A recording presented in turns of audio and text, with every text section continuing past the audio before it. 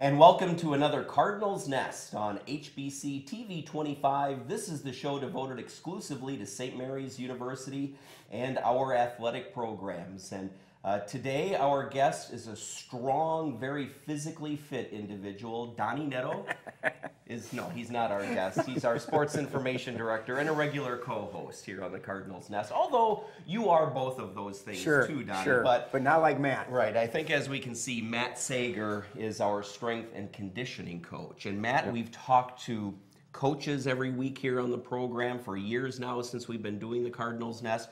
We've talked to all of the athletes that you work with on a regular basis, but we've never had you on the program. So, Donnie, it's high time we get Matt here on the show. But tell us about yourself, first of all, where you're from, and how you got started in the whole business of physical fitness, right? And then how you ended up as our strength and conditioning coach. Absolutely. Well, I'm originally from Cedar Rapids, Iowa, born and raised, and I went to a small D3 school, not too much bigger than St. Mary's, and it kind of started from there. I was in athletics, played football for a year, but realized very quickly that I was not big enough to play at the collegiate level. So I played rugby for 4 years. But along with that, wanting to continue in athletics, I wanted to make people better. Plain and simple. And my mentor, one of my best mentors that I've worked under, Coach Jake Anderson, was at Central, and that's kind of where I got my foot in the door. He was our strength and conditioning coach, worked with every team just like I do on campus here at St. Mary's. And he opened the door, and the rest is kind of history. Interned there for 4 years, graduated in 2012. And did an internship with the University of Nebraska Cornhuskers with their football program that was very eye-opening, very fun. Learned a lot, and then like I said, I graduated in 2012, moved right up to Winona 14 days after graduation. I did my graduate work at Winona State, worked with all varsity sports. Primarily, my emphasis was baseball, women's basketball, gymnastics, and both the rugby teams on campus. And then I was in the right place, right time. Nikki gave me a phone call and offered me a job in August 2014, and been rolling ever since. And he signed a 20-year contract, so he's going nowhere. Matt, that's great, right? Can you talk a little bit about education-wise, what goes into becoming a strength and conditioning coach in terms of your studies? Absolutely. So my degree specifically is in exercise science. Now that's kind of a blanket term for a wide variety of topics. We're talking human anatomy and physiology, kinesiology, biomechanics, exercise physiology, just to name a few. And from there, it's basically self-education. I'm reading articles on a wide variety of topics, not just strength and conditioning, nutrition, psychology, leadership, just to name a few of my favorite topics. And from there, it's meeting with other coaches in the field, whether it's they coach a sport specifically, whether it's hockey, football, basketball, baseball, meeting with them, and continuing my education and continuing to learn from some of those higher end coaches. That's one thing that I was taught early on, and I try and teach interns that I work with, that it's all self-education. If you're not staying on the leading edge of the field, you're already behind.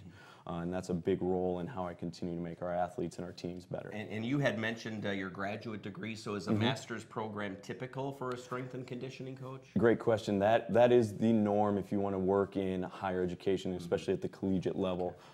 Division III, it's more common that you're going to teach, so you need that master's degree.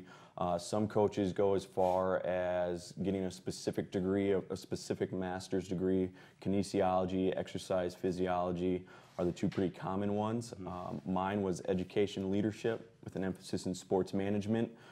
Maybe, like Donnie said, 20 plus years down the road when I'm not lifting heavy things still, maybe associate AD or AD at some point further along in my career. So. And at what point did you sort of realize what you wanted to do for a career? When did that realization hit? Great question. So in college, my first year, I was a physics, chemistry double major. I wanted to go into chemical engineering. I love math. I love physics.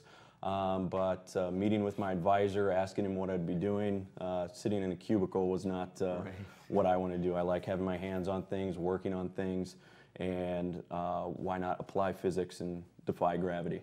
So that's, again, my love of athletics and improving people's lives is really what got me to where I am Well, let's today. talk a little bit about the job.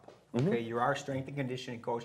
If you could just kind of explain to people what that all entails, because it's not just laying down on a bench and having people bench press. Oh, that's what you explained is about 1% of what I do. So again, I have early days. I'll wake up at 4 a.m., cook myself breakfast in the office by about 5:30, 5:45 every day, and we start rolling right out of the gate.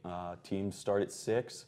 And it's a lot of coaching. I mean, yes, I program, I write numbers down for the athletes, but a lot of it is getting in with the athletes, getting my hands on teams, working with them, coaching them through movements. Some of these athletes were fortunate enough to have a strength and conditioning coach in high school, but a larger percentage have not. So some of these movements we're exposing them to are exceedingly difficult. Whether it's a clean, a good squat, a hang snatch, a push jerk, very complex movements, and it takes years of experience to master those movements. So having a good set of eyes in a weight room is an absolute must. And not only that, working with a wide variety of people. I mean, 21 varsity sports on campus, I've got 19 coaches that I'm working with. And then on top of that, 360 plus student athletes, so there's a lot of things going on. And I would say the biggest component of my job is injury prevention. It's my number one absolute priority. Yes, we want our athletes to compete. Yes, we want to get stronger, faster, whatever the scenario, but if they're hurt, it doesn't matter.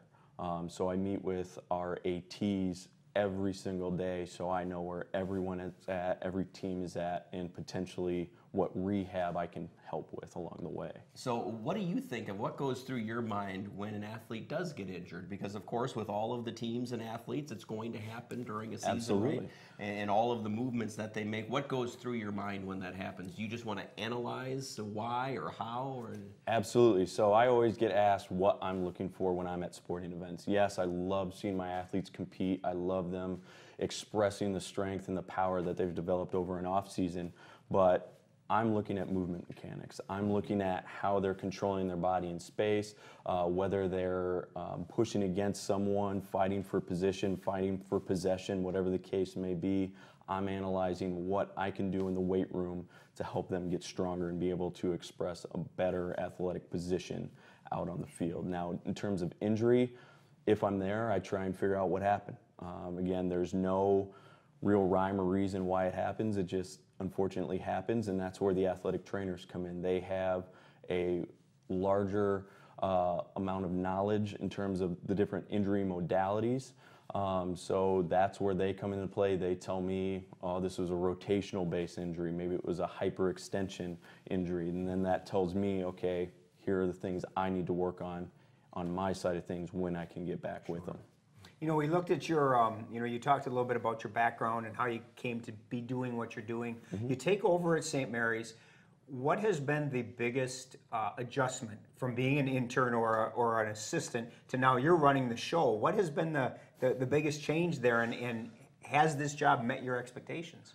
Absolutely. That's a great question. So when I was at Winona State as a GA, I worked with 4 teams, roughly 65, 70 athletes. I jumped right from that to 360 student athletes. So that was a huge transition for me. And in this field, that doesn't happen. You don't go GA head coach. I mean, it's very rare. So that opportunity, I absolutely wanted to take it headlong and see what I could do. That in and of itself was probably my biggest, I wouldn't say hurdle, a small obstacle, but with the training that I've had and the coaches I've had the opportunities to work with, I knew I had the knowledge base to get the job done. And a big part of my job is being able to adapt, flying by the seat of my pants and going from there. And in terms of the expectations, absolutely, I absolutely love my job. If my student athletes tell me, hey coach, how's it going? I always tell them I'm living the dream. I mean, the choice is yours, why not? So, Matt, the other question I wanted to ask before we go to a short break is you had mentioned earlier your time at the University of Nebraska working with the football team. I believe the quote is eye-opening. So, in what ways? Tell us a little bit about that, and and the differences between a Division I football program and Division III, where the athletes are not on scholarship. Yep. And, I mean, the biggest thing I always get asked is why athletes should be in the weight room. Why do I have to be here? And plain and simple, like I said, it's injury prevention. It's to help them get better.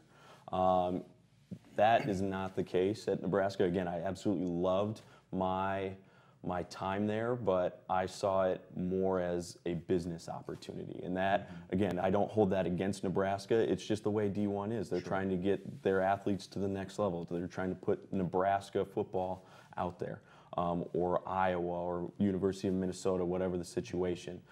So that was really interesting to see the dramatic differences in coaching and how a program's run. I mean, it is, everything's on a schedule. You are here at this time, you do this at this time, you eat this at this time, no ifs, ands, or buts. If you're late, you have repercussions. If you don't show up, you have repercussions. And like you mentioned, the scholarship, they have that kind of hanging over their head. They don't show up, well, now you have to pay for school. And that's one thing I love about St. Mary's and the D3 model. They're all blue-collar kids, and they want to be here. So, all right, we're going to take a short break, and when we come back, we'll find out a little bit more about Matt Sagar and his job as strength and conditioning coach at St. Mary's. That's next here on the Cardinals Nest.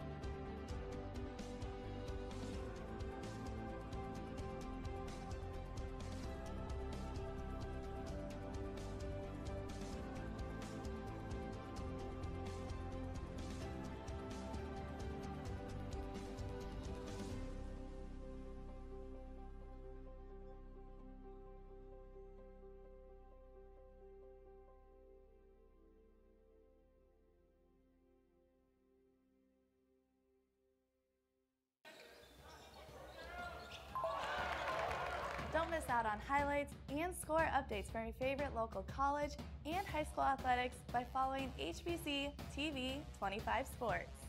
Follow us on Facebook, Twitter, and Instagram to get up-to-date information on all the games covered by the HBC sports team. Grab your smartphone and add us on Facebook, Twitter, and Instagram at HBC TV 25 Sports. Hi, I'm David Dickey, inviting you to join me for a special program, 30 Seconds in Winona in 30 Minutes. Our program is a special look at the Frozen River Film Festival's 30 Seconds in Winona Short Film Festival held this past October. I'll speak with the filmmakers and we'll view their award-winning film. Watch 30 Seconds in Winona in 30 Minutes, February 6th and 7th at 6 p.m. It's brought to you by the Winona County History Center and Libra Knapp Law Offices.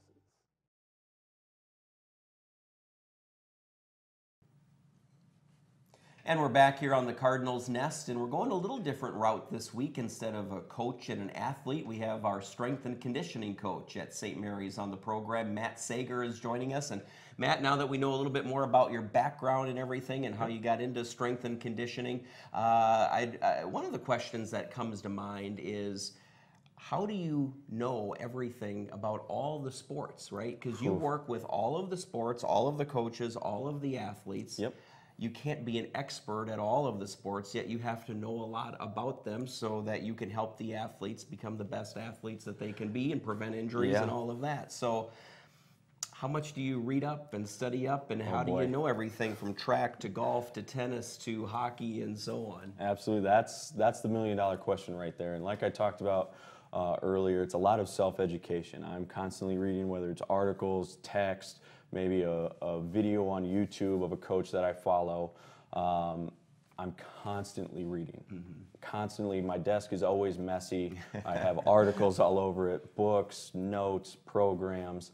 But a big thing that I've noticed, and a lot of coaches have stated this, that I follow, I take an 80-20 rule. 80% of what I do is going to apply to all of athletics. The big movements, your squats, your cleans, your jerks, hang snatches, your bench press, are all going to help overall athletics as a whole.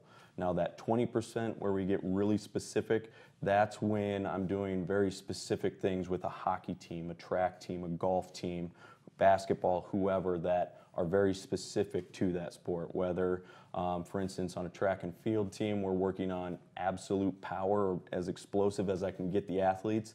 We're working at different percentages, different rep schemes, versus let's say a football team. I know we don't have football, but using them as an example, we need them as strong as we can get them. So again, we're going to be working at a different percentage range, a different set and rep scheme than a basketball program or a hockey program. Matt, talk a little bit about the relationships that you form with these teams, because like you said, you work with everybody, and one of the things that I do every year is a senior salute. The seniors get a chance to say thank you, and you're always mentioned. It's obvious that there's a bond between you and the athletes. You can pick a sport, and that bond is there. Can you talk a little bit about that and how that develops? Yeah, absolutely. So my main mentor at Central College, Coach Jake Anderson, when he first opened that door, the first thing he always would teach the young interns is they don't care how much you know until they know how much you care. And I really took that to heart. So I always make sure that the athletes know right out of the gate that I have their absolute best interest in mind. And they know that right out of the gate. I always tell them that I don't expect anything, especially the freshmen, I don't expect them to hit numbers like our upperclassmen or our sophomores of our juniors or juniors of our seniors. They haven't been in the program that long. And a big part of that relationship, I spend more time with these athletes than a coach ever will. I mean, I train the athletes 40 weeks out of the year, where a coach has a 3, maybe a 5-month season where he gets hands on the athletes. I have 12. So it's a very skewed ratio in that regard, because I'm with them at 6 a.m. I'm with them at 7:30. I'm with them at 9:45, 3 p.m., 4 p.m. I see them in the athletic training room when I check in there before I go home. So I accumulate a lot of time, and I get to know them on a very personal level. And as part of a strength and conditioning coach, you need to wear multiple hats, be able to have them sit down and tell me what's going on in their life, so they know they can trust me, they know they can kind of confide in me whenever they need me. And that's a big part that no one's going to be taught in a classroom or in a book. That's something that's just learned over time. So 2 questions. So one is, how much of that, obviously all of that physical things that you talked about, but how much do you work on the mental aspects of game preparation and just physical fitness preparation and all of that? How much is mental, how much is physical, and all of that? Well, the big thing that I always tell my athletes, everything starts between the ears. If you come into a training session and you tell yourself you can't, you're probably right. If you tell yourself you can, you're probably right. And a lot of my training sessions, depending on the time of year, if a team's just coming out of season and they're starting their off season, first few weeks are pretty rough.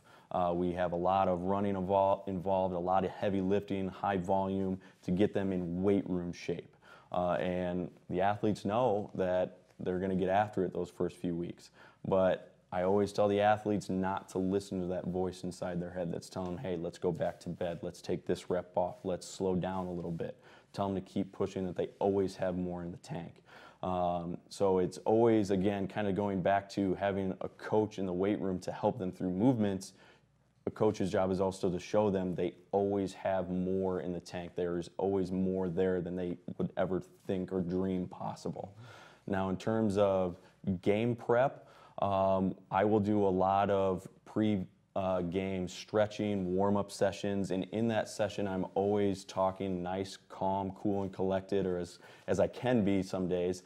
Think about the perfect pass. Think about the perfect shot. In swimming, think about the perfect stroke. Think about the perfect takeoff from the blocks. Simple stuff like that, so they're visualizing all of these minute details that they've been working on over the course of their season, to help them, all right, this is how Noah should feel, this is how it's supposed to look, this is what coach is looking for, just to help them kind of detach from the chaos of school, social life, and get them really honed in and focusing on the game and the event at hand. Now, Donnie, I want you to think about the perfect question while I ask one more, and that is, what's your relationship like with the coaches, right? Because Absolutely. you really are another coach for that team, just in a little different capacity. So how much do you talk with and work with the coaches on a plan for the whole team, but then also plans for the individual team members? Great question. I try and meet with every single coach at least once a week, whether in their office or they're coming down to my office.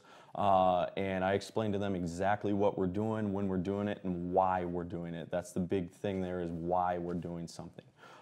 So they might ask me questions in terms of, what are we doing to jump higher? What are we doing to throw farther? What are we doing to hit a harder slap shot? Well, I'll explain exactly what we're doing and why we're doing it and how it applies. It's very interesting just because I say it's like herding cats. We have a bunch of type A personalities trying to pull me in all different directions, but again, I'll explain the 80-20 rule just to them like I did to you two. So it really helps bring them back down. It's like, okay, we're not the U of M hockey team here. I don't have their facilities. I don't have their resources. We're going to work with what we have. But it's really fun to try and, again, keep them grounded. And over the years, they've said, okay, this is what we're doing. Do your thing. They've, again, just like I've built that relationship with the athletes, I've built that relationship with the coaches. I'll hand them my weekly layout or my monthly layout, whatever the case, and sweet, do it. Go do your job. Don't care anymore. They trust you, right? Exactly. Man, I know that you have a background in competitive lifting. Does that help in terms of, you show up in the weight room, and do you think that the athletes maybe, I don't want to say respect, but look at you differently because you know what you're talking about because you do it yourself? Exactly. So I do compete in weightlifting, the snatch and clean and jerk, and those are probably my two favorite movements in the weight room, just because they're so complex. Yes, you might have a 500-pound squat, but you might not be able to clean to save your life because it's so technically demanding. They're the two most finesse movements in the weight room. Yes, you need to be strong to move the weight as fast as you need to move it, but you also need to be technically sound. So that's part of the reason why I'm in the weight room and I train how my athletes train. The big thing I tell them, and anything they go through, whether it's conditioning, a lifting movement, it's all stuff I have done. And if I expect them to perform these movements at a high level, I better be able to perform them at a high level, know exactly what they're going through, maybe areas that the athletes are going to get stuck on, sticking points in terms of just movement mechanics and developing those movement patterns, because some of these movements are very complex, and I wouldn't expect a general student to come in and do some of these movements just because they haven't taken the time to develop some of those patterns. My favorite movement, walking out the door. You don't need much help with that. No, Matt, I'm going to ask you, it's kind of again, goes to your competitive lifting, but how many times have you asked, how much can you bench? A lot.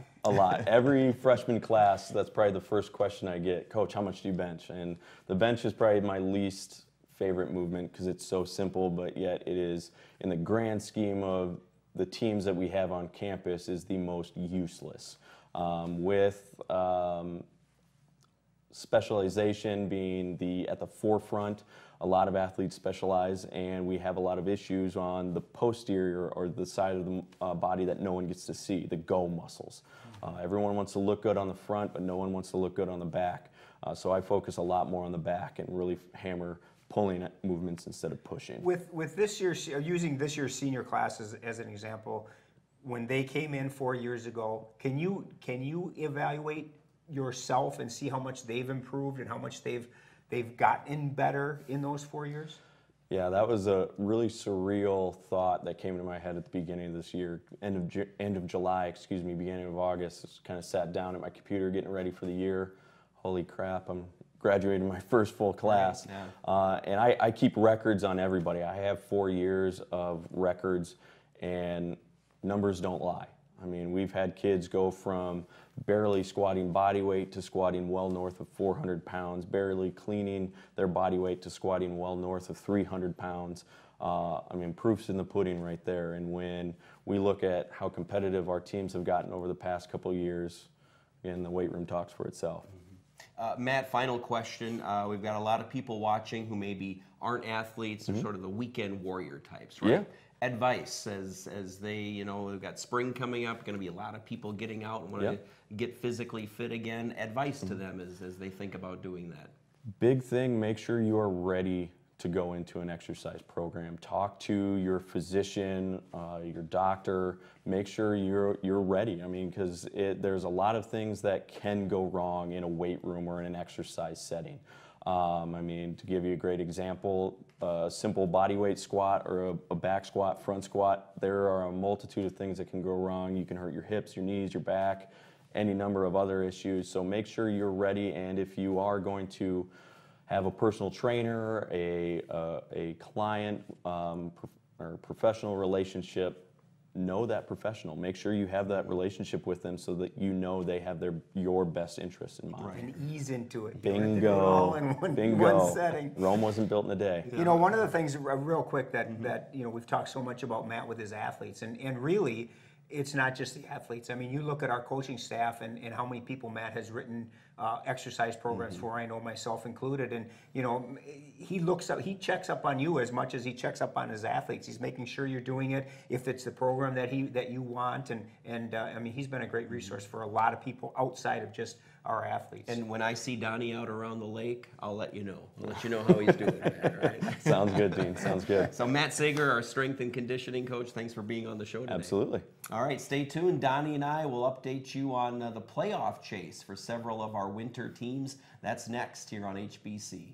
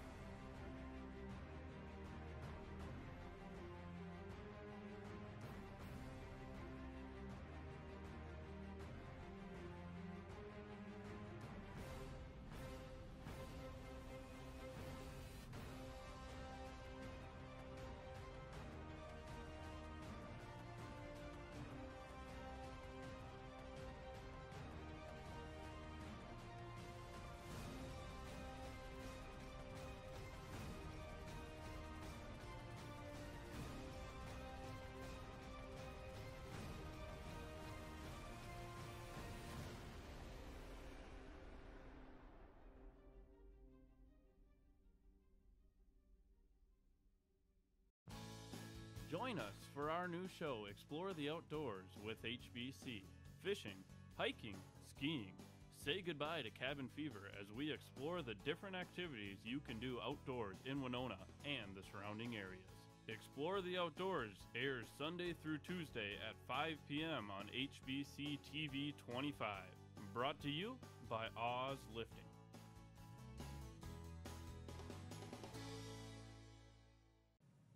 And we're back here to wrap up the Cardinals Nest. Donnie, we still have some teams, winter teams, still in the playoff chase, so give us a quick update. Yeah, with 2 weeks left in the regular season, the men's and women's hockey teams are both right in the thick of it. They're both in that 5-6 spot where 5 of them will make the conference playoffs, so they're battling right there. They got big series this weekend against Hamlin. The women are home on Friday, on the road on Saturday, and the men are vice versa with their home game on Saturday. Women's basketball, they're in the same boat. Right now they're in the 6th spot, and 6 teams in basketball make it to the playoffs, so they're sitting pretty good. They've got a tough schedule. They've got McAllister on the road on Saturday, and then next Wednesday they've got St. Thomas here at St. Mary's, so a big 2 games there before closing out the season at home against Olaf. So men's basketball also in action this weekend against McAllister on Saturday on the road, and then they'll hit the road on Wednesday against St. Thomas. So busy time. Regular season's wrapping up, and the playoffs are right there for us. I was just going to say, next week we're going to be talking about senior salutes and all of that, final games of the year. So it's coming to a close quickly, just like this show is. That's going to do it for the Cardinals Nest here on HBC. Thanks for watching.